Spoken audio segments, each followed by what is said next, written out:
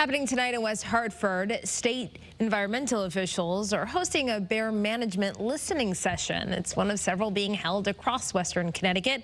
Amanda Callahan is your reporter live from Elmwood Community Center, where residents are signed up to speak. Amanda.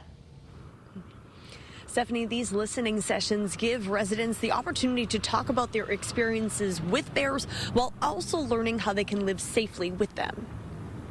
There have been 999 bear sightings in West Hartford reported to DEEP so far this year.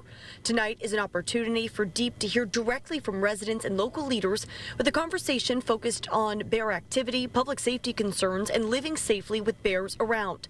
DEEP says feedback tonight will help them in their next phase of bear management planning, including a report that looks at the current bear population in the state and mitigating bear-related impacts.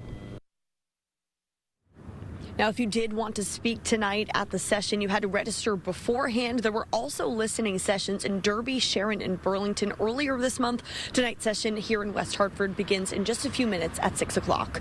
Reporter live in West Hartford, Amanda Callahan, Channel 3 Eyewitness News.